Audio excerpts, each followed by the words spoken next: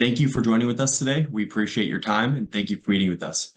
We are REFRSH. Our team consists of me, Keegan Barnwell, a third-year construction management major here at Washington State University, my co-founder, Charles Finney, and I'm a third-year political science student at Washington State University as well. Two of our founders that were not able to be here today are Caleb Dalglish, third-year computer science student at the University of Chicago, and Helen Huang, a second-year computer science student at Washington State University. So what is the problem that REFRSH addresses? Problem is the screen time epidemic. I first became aware of this problem upon deleting all of my social media myself. After doing this, when hanging out with friends, I would notice just how consumed we all are by our phones. We weren't conversating with each other. We really just weren't being human. Upon doing more research into the exact problem, I came across some pretty scary statistics. According to the Common Sense Media Survey, Generation Z, that's ages 11 to 26, spent an average of 7.4 hours per day staring at a screen. That's an average of about a third of a year. Pretty scary stuff. Now, upon looking more into this and thinking, how can we solve this? That's when I talked to my now co-founder, Charles Finney, as he has two past entrepreneurial experiences, one Snoqualmie Valley Fishing Charters, a fishing charter that incentivized getting the youth outdoors during COVID, and then Mobilize the Vote, a digital voting application that allowed the youth to register to vote online. Upon doing some market research and making some calls, this led us to Dawn Marie, a leading mental health therapist for the U.S. Air Force. She stated in our research meeting that, in my experience, excessive amounts of screen time has a direct correlation with depression and anxiety amongst teenagers. She said, "It is truly an epidemic." This validated our beliefs that this truly is a problem for Generation Z, and we decided that we want to tackle it. That is how REFRSH was born. So what is the solution and how does REFRSH address it? Before we get into that, we wanted to take you through exactly what it is about social media that makes it so encapsulating, especially to Generation Z. On performing some market research, we found these three main reasons for why people use it. Relevance, staying relevant to their friends, staying connected to their peers, and being able to compare themselves socially to their peers. Upon looking at these three pillars, we decided, we thought to ourselves, what can we do? Is there a solution to this problem? Yes, Keegan, there is a solution. It's REFRSH. Unfortunately, these three key pillars of encapsulation that social media uses are not going anywhere. And at REFRSH, we are not advocating for the complete abandonment of all social media platforms. We, on the other hand, offer a healthy digital detox while still being able to be connected with your peers, staying relevant, and being able to compare socially. So now you ask, how do we do that? How does REFRSH solve that problem? Let me take you through the REFRSH user experience. Upon opening the REFRSH application, you then see a button titled Refresh. Upon clicking this button, the timer starts tracking. You are now refreshing. What exactly does it mean to refresh? This can be anything from reading a good book to going on a cool hike or anything in between, as long as it doesn't involve you staring at a screen for countless hours and doom scrolling. Our technology does not allow you to open distracting applications during your refresh period. Upon completing your refresh period, you are then prompted to share with your friends. That's where you can share an image of what you did, description of your activity, for how long you did it for. The catch is that your friends cannot see your refresh post for the day until they have refreshed themselves. Again, trying to inspire Generation Z to all get off of their phones. Now, one of the cool features of this application is there is a public leaderboard. This is where you can see how much your friends have refreshed for the day, week, or month, and compare yourselves and really get that competitive aspect. Again, you're trying to inspire, motivate, and push Generation Z to put their phones down, get off their screens, and be human again. So in terms of what the market opportunity is, as we sit here meeting through a screen right now, talking through a Zoom meeting, I'm willing to bet everyone in this meeting has a smartphone. Smartphones are not going anywhere. Upon doing more research, we found a Pew Research Center survey, and they said that 33% of their survey group said that they have attempted to spend less time on their phones, but have failed. REFRSH is the tool that makes it easy to do so. In terms of how big the social network sites in the US is, according to the IBIS World Database, the industry revenued at $105 billion in the year 2022, with continual growth over the last decade. In terms of leading applications in our industry currently, there's Opal, the #1 screen limiting application currently. What this showed us is that there is a market for people that want to get off their phones and are proactive about it and are even willing to pay a subscription fee to do so. What BeReal shows us, they're a unique, new, and authentic form of social media that came in 2020. They've seen 100 million plus downloads and been valued at around $600 million. But they've showed us that there is room for new and improved and unique and authentic forms of social media to get into this network and really see great success. REFRSH bridges the gap of both of these proven platforms. While Opal offers a screen limiting function and BeReal offering an in-the-moment authentic social connection function, REFRSH is the best of both worlds. We meet both of these very sought-after values in the middle with a screen limiting, in-the-moment authentic social connection. Our traction right now is that we are a limited liability company registered in the state of Washington. We have also secured early stage application development from Caleb Dalglish, a third-year computer science student at University of Chicago, and Helen Huang, a second-year computer science student here at Washington State University. Both are unpaid interns at the moment. They expect our minimal viable product to be done in the next 4 months. We also have acquired accounting support through CRB Solutions. Right now, our head advisor is the CEO of Democracy Live, the nation's largest leading voting technology company. He has put us in contact with countless investors and priceless advice on all forms of different connections in our environment. We also have acquired verbal and written support from these companies listed on the screen that share our similar beliefs.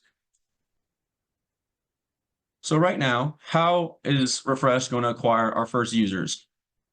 Like I previously stated, local companies that align with our values have agreed to promote our product to their customer base.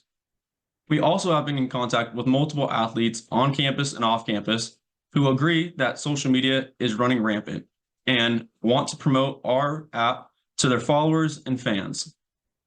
We also have set up now 2 college ambassador programs at the University of Arizona and the University of Washington. We have made colleagues and friends on both campuses that are going to promote our app to their peers and on-campus activities.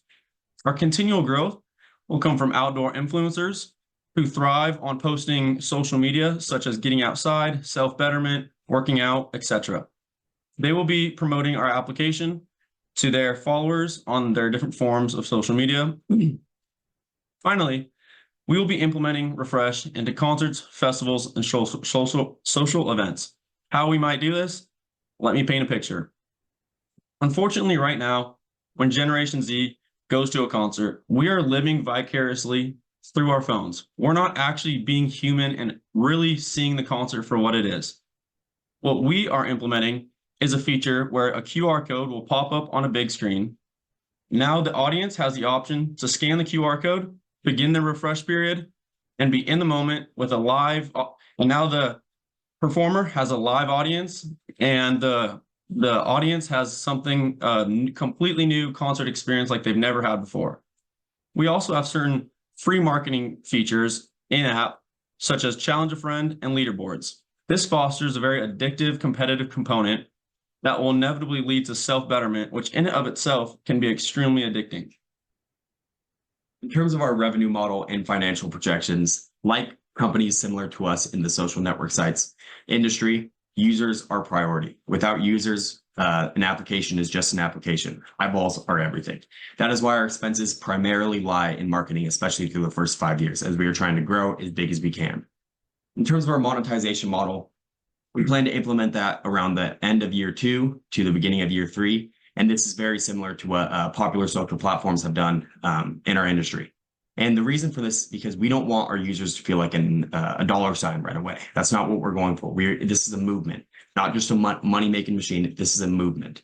And we expect to see better CPM rates through our advertisement as our ad revenue model is in a niche market. Our market includes, our target audience is people that want to better themselves, people that are getting outdoors, going on hikes, doing things like this. So our advertisement will be tailored to groups of people like this, whether that's event tickets, hiking apparel, etc.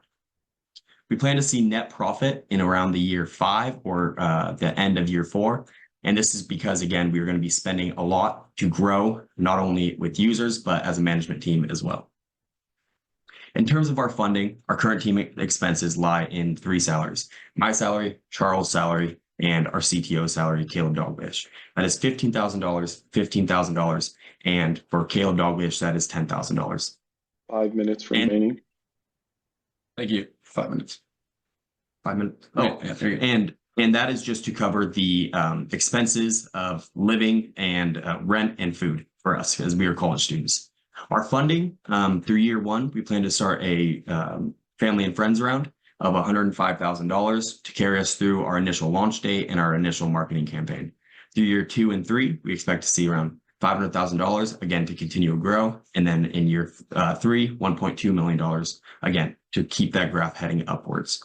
So Right now, our management team consists of Keegan Barnwell, the founder and chief executive officer, myself, Charles Finney, and the chief operating officer, as well as Caleb, who we brought on as an intern to kind of develop the back end, as me and Keegan are not very well versed on the technological side of developing an app on the back end. So he is our chief technical officer. We also brought on Helen Huang as his assistant and intern as our technical officer assistant.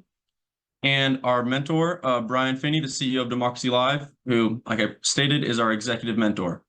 We also have Joe Brotherton, who was just named one of Seattle's most influential business leaders, as our business development advisor, and Island Pinnick, who is our chief technical advisor.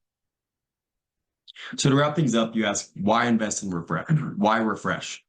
Let me tell you, ever since the year 1995, when Netscape first went public, all or most online businesses have been about driving eyeballs, getting people to stay on the screens for as long as possible.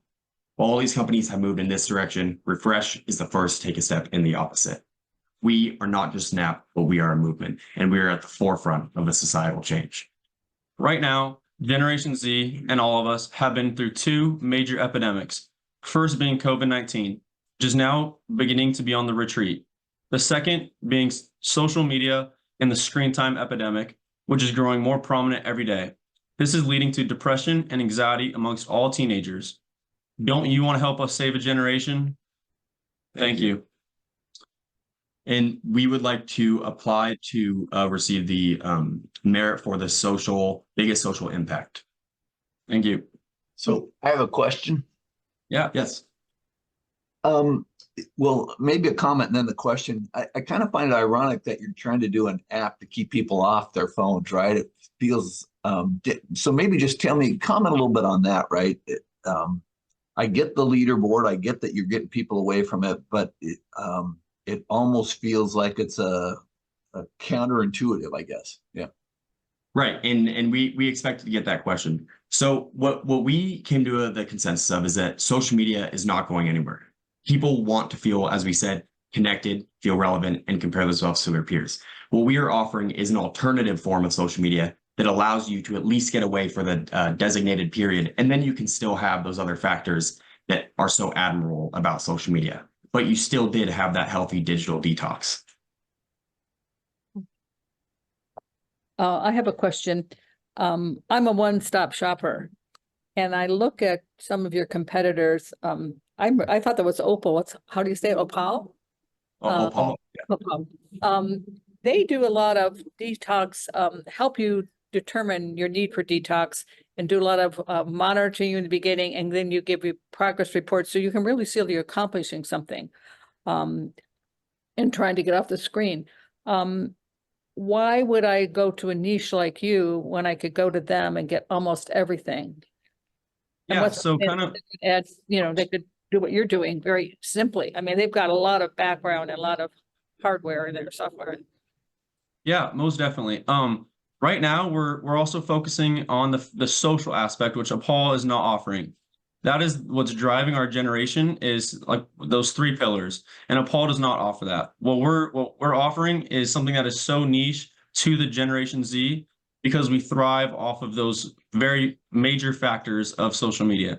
So while we're implementing those, we're also using Paul's factor of self-betterment and having that detox that is also so critical.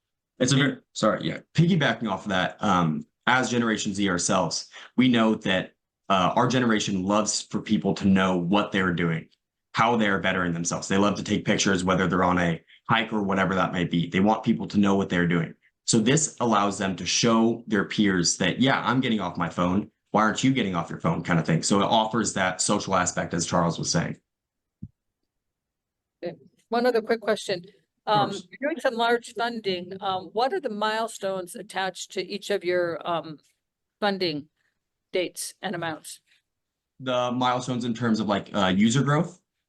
Why, what are you gonna use the money for? Why are they timed to be then and why that amount of money? So our year one, upon calculated in our financial documents, we felt that that's what is going to cover our salary and then our initial marketing campaign. Year two, again, as it increases from year one, again, we plan to expand. So we want to start regionally in, especially at Washington State University, and then expand regionally across college universities through our college ambassador program. And then again, in year three, expanding that even broader, heading further and further across the country. Thank you. Yes.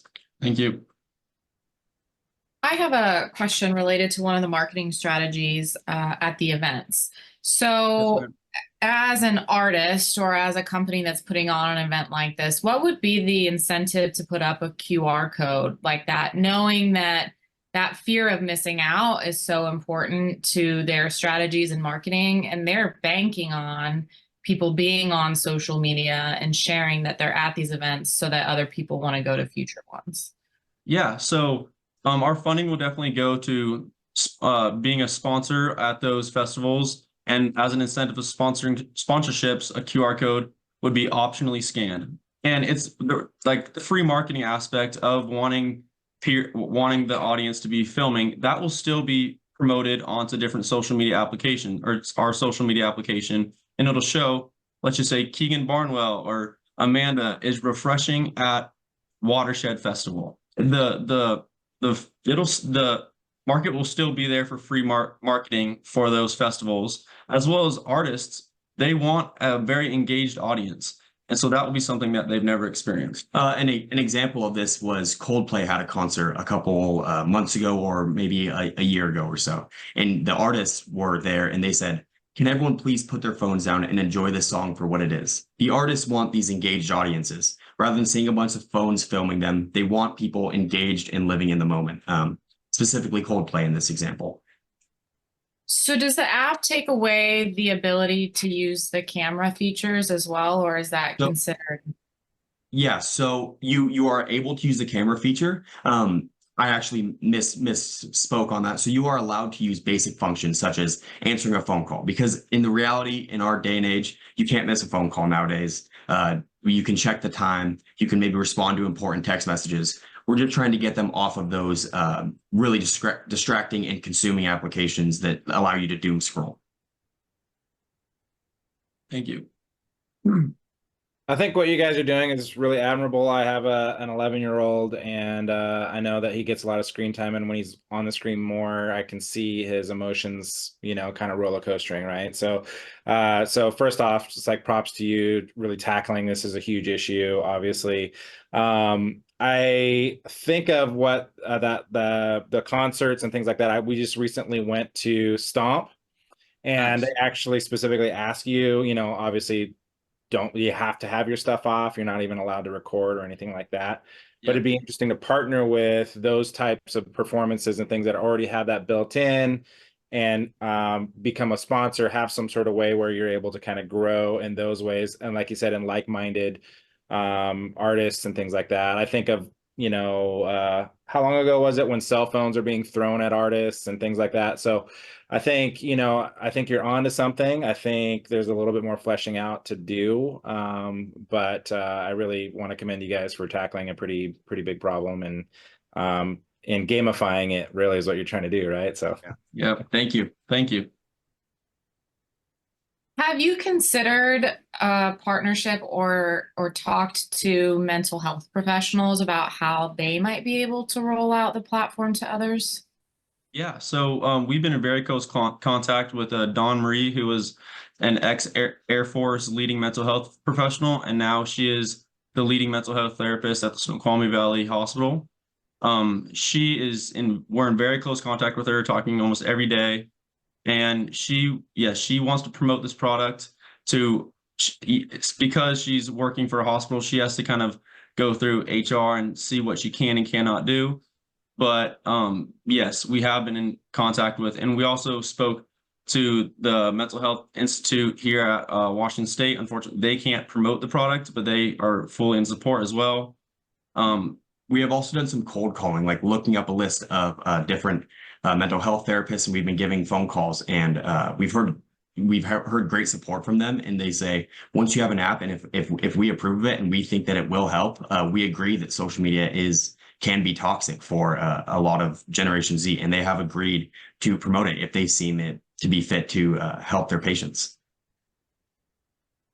I think ideally it would be great to see beyond just name dropping, like actually seeing some data around like a research study or something like that. That would be like, hey, this is like we did it X amount of people over X amount of time with a control group, right? And then you could see, even if it is a very subjective, they're filling out a survey on kind of their emotional state, maybe 3 times a day, morning, midday, night, and then their users that are on the app and users that aren't and things like that. But it'd be interesting to see actual data to show that you're actually adding value rather than just professionals getting on a stand saying, yes, this will help, like you're able to kind of show some actual data to that.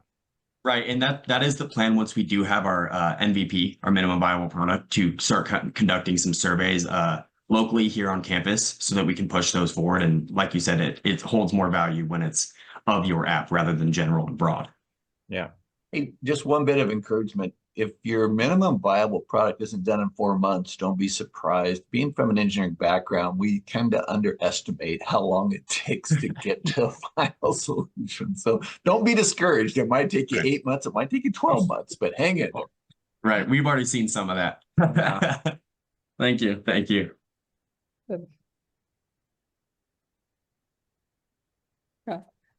I think the research thing sounds very interesting. If you could find a PhD that's working in the area of teen suicides and that type of thing, and teen anxiety, they'd be a great partner, and they might do all your research for you. Yeah, right. And to Bobby's point, we have actually we have a diverse market. We've also explored looking into teaching this to parents as getting their kid to have to refresh for a certain amount of time that day to be able to go. You have to go play all outside the for time that salon. we have for questions. Awesome. Thank you very much. Thank you so much. Good job, guys. Thank you. Thank you.